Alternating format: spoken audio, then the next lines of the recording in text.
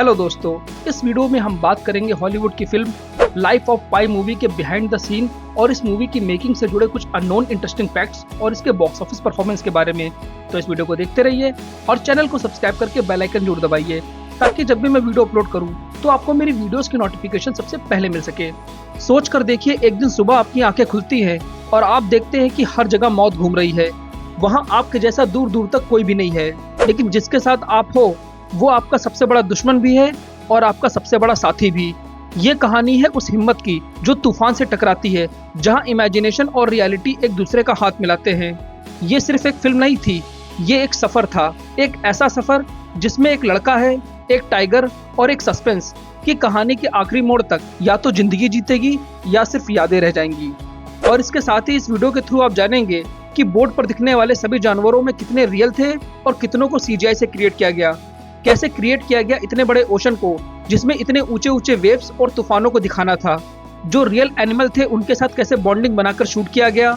Young पाई के role के लिए किस फेमस एक्टर को कास्ट करने का सजेशन दिया जा रहा था। नॉवेल को सिनेमैटिक के अलावा और किस आर्ट फॉर्म में प्रेजेंट किया गया और क्या थे इसके बिहाइंड द फैक्ट्स। और टोबी मैगवायर ने कौन सा रोल प्ले किया जिसको शूट करने के बाद डायरेक्टर ने उसे किसी और एक्टर के साथ रिप्लेस कर दिया।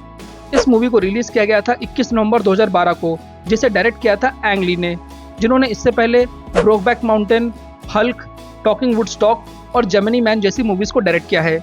इस मूवी का बजट रखा गया था $12 करोड़ और इसने बॉक्स ऑफिस पर $60 करोड़ का बिजनेस किया था और ये उस साल हाईएस्ट ग्रॉसिंग की रेस में 11वें नंबर पे थी। 2012 में सबसे ज्यादा पैसे कमाने वाली टॉप 4 मूवीज थी the Avengers, Skyfall, the Dark Knight Rises और the Hobbit and unexpected journey. इस मूवी को फॉक्स प्रोडक्शन हाउस के अंडर में रिलीज किया गया था और इसकी पॉपुलैरिटी को देखकर इसे 7.9 IMDb रेटिंग मिली हुई है। और अब बात करते हैं इस मूवी से जुड़े कुछ अननोन इंटरेस्टिंग फैक्ट्स के बारे में, जिसके लिए आप ये वीडियो देख रहे हैं। लाइफ ऑफ पाई मूवी की स्टोरी कोई रियल इमेजिनेशन नहीं है, ये एक अडॉप्शन है यान मार्टिन की नॉवेल लाइफ ऑफ पाई से, जिसे 2001 में पब्लिश किया गया। और जब ये बुक पब्लिश हुई तो इसने सबको हिला कर रख दिया, क्योंकि न्यूयॉर्क टाइम्स के अकॉर्डिंग ये बुक 2001 की सबसे ज्यादा हाईएस्ट सेलिंग बुक में से एक थी और इसके साथ ही इसे 2002 में मैन बुकर प्राइज का अवार्ड भी मिला। लेकिन जब ये नॉवल फिल्म मेकर्स के हाथों में पड़ी तो दुनिया भर की फिल्म मेकर्स ने एक ही बात बोली कि इस पर फिल्म बनाना नामुमकिन है, इट्स अनफिल्मेबल। क्योंकि कई फिल्म मेकर्स के अकॉर्डिंग ये बुक बहुत ही स्पिरिचुअल, अनरियल और स्क्रीन के लिए बड़ी थी, क्योंकि इसके इमेजिनेशन को बड़ी सी स्क्रीन पर उतारना नामुमकिन था। फिर कुछ सालों के बाद एंट्री होती है एंग ली की, जिन्होंने इस इम्पॉसिबल को सिनेमैटिक मैजिक में बदल दिया। एंग ली ने कहा कि अगर कहानी दिल तक जाती है तो उसे दिखाना मुश्किल नहीं, बहुत जरूरी है। और आज लाइफ ऑफ पाई एक एडॉप्शन नहीं, एक मिसाल है। सोचो जरा, एक ऐसा समुंदर जिसकी हर लेयर स्क्रिप्टेड हो और हर वेव डायरेक्टर के एक्शन के कहने पर उठती हो। ओशन वाले सभी सीन्स को किसी रियल समुंदर में नहीं बल्कि एक बड़े से टैंक में शूट किया गया था। इस अनरियलिस्टिक ओशन को बनाने के लिए मेकर्स ने ताइवान में स्पेशली एक 1.7 मिलियन गैलन का पानी का टैंक बनवाया और इसी टैंक में मेकर्स ने ओशन के काम वाटर और बड़े बड़े तूफानों को क्रिएट किया, जिसमें आसमान का रिफ्लेक्शन भी केयरफुली रिक्रिएट किया गया। एंग ली ने कहा कि मैं ओशन को सिर्फ एक बैकड्रॉप नहीं बल्कि एक कैरेक्टर बनाना चाहता हूँ जो पाई के इमोशन के साथ जाए और बदले। और डिजिटल स्काई ने मिलकर एक ऐसी दुनिया बनाई जहां रियलिटी और इमेजिनेशन का फर्क ही खत्म हो गया और हमने वो कहानी देखी जो समुद्र की गहराइयों से उतरकर सीधा दिल में उतर गई। ये कहानी है समुद्र के बीच की, जहां सर्वाइवल और दोस्ती का रिश्ता बनता है और इसी इमेजिनेशन को स्क्रीन पर उतारा भी गया। लेकिन इस इमेजिनेशन में सबसे बड़ा ट्विस्ट था रिचर्ड पार्कर, जो असली में था भी और नहीं भी। मीन टू से वो रियल में तो नहीं था, लेकिन उसके ना होने का एहसास बिल्कुल भी नहीं हुआ और मूवी का मैजिक यहीं से शुरू होता है। रिचर्ड पार्कर को मोस्टली सीजीआई से बनाया गया था, लेकिन इसकी हर वॉक, हर लुक और हर रॉर में इतनी जान डाल दी गई कि लोग कंफ्यूज हो गए कि ये रियल है या बनावटी। एंग ली ने कहा था कि मैं चाहता हूँ एक ऐसा टाइगर जो स्क्रीन से निकलकर तुम्हारी रूह तक पहुंचे। और इस तरह के बेहतरीन विजुअल्स के लिए 600 से भी ज्यादा वीएफएक्स आर्टिस्ट ने मिलकर इस वर्चुअल एनिमल को इतना रियल बनाया कि जब रिचर्ड पार्कर करीब आता है तो लगता है कि आप भी उसी बोट पर हो, उसी डर और साइलेंस के साथ। और यही इमोशन था, एक इल्यूजन जो इंसानी इमेजिनेशन की हद को तोड़ता है। तभी तो जब फिल्म खत्म होती है तो आप सिर्फ पाई को नहीं, उस टाइगर को भी याद रखते हैं जो कभी था ही नहीं, फिर भी कहानी का सबसे गहरा हिस्सा बन गया। एक ग्लोबल फिल्म, एक हॉलीवुड डायरेक्टर और एक ऐसा रोल जिसमें इमोशनल डेप्थ, सर्वाइवल इंसिस्ट और स्पिरिचुअल जर्नी जैसा सब कुछ था। पर क्या आप जानते हैं कि पाई का रोल करने वाले सूरज शर्मा ने इससे पहले कभी एक्टिंग ही नहीं की थी। ये उनकी पहली डेब्यू मूवी थी। यंग पाई के रोल के लिए 3000 से भी ज्यादा ऑडिशन लिए गए। हर कैंडिडेट का टेस्ट हुआ जिसमें उनके expression, body language, fear, silence और होप सब देखा गया, लेकिन एंग ली को उनका पाई नहीं मिला।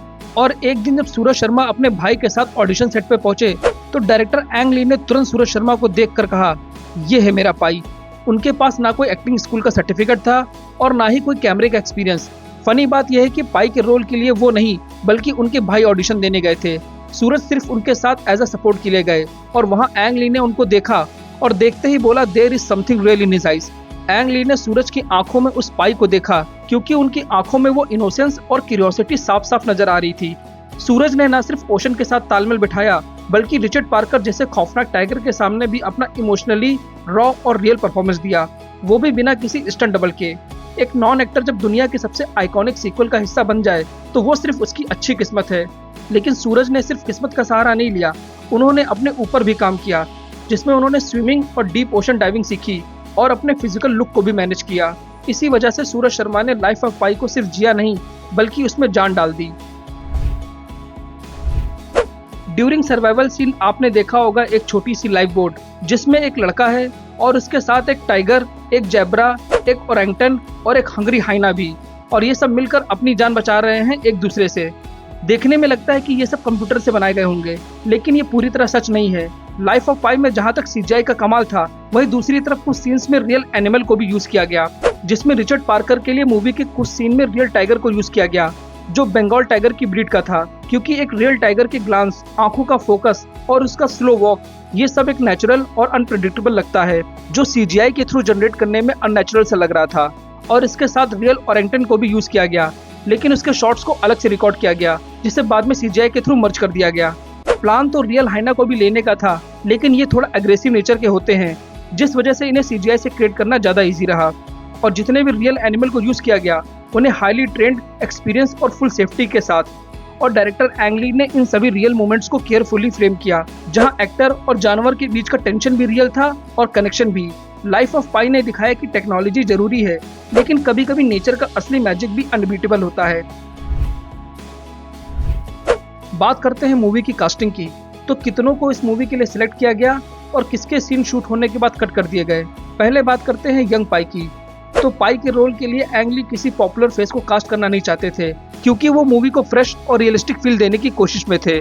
लेकिन मीडिया रिपोर्ट्स के according Slumdog millionaire fame Dev Patel का नाम अनऑफिशियली कंसीडर किया जा रहा था, लेकिन उन्हें इस मूवी में कास्ट नहीं किया क्योंकि वो भी एक नोन और फेमस एक्टर हैं। देन एंट्री होती है सूरज शर्मा की, जो सबसे बड़ा सरप्राइज था, क्योंकि सूरज शर्मा जिन्होंने यंग पाई का रोल किया वो पहले कभी एक्टर थे ही नहीं और ना ही उन्होंने कभी एक्टिंग की थी, लेकिन उनकी फेशियल एक्सप्रेशन और उनकी आंखों ने डायरेक्टर का दिल जीत लिया। फिर बारी आती है स्पाइडरमैन फेम टोबी मैगवायर की, जिन्हें ओरिजिनली कास्ट किया गया राइटर इंटरव्यूअर के रोल के लिए, जिसे पाई अपनी स्टोरी बताते हैं। लेकिन एंग ली ने बाद में उनका रोल रीशूट कर दिया क्योंकि उन्हें डर था कि लोगों का फोकस स्टोरी से ज्यादा उन पर रहेगा। थर्ड बारी आती है अडल्ट पाई की, और इस कैरेक्टर के लिए चाहिए था एक ऐसा एक्टर जिसमें डेप्थ, पेन और एक साइलेंट पावर हो, जिसे इरफान खान ने प्ले किया था।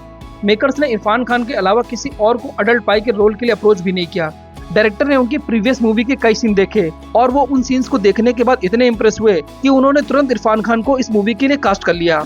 ना उनका कोई ऑडिशन लिया और ना ही उन्होंने अपने कोई थॉट प्रेजेंट किए।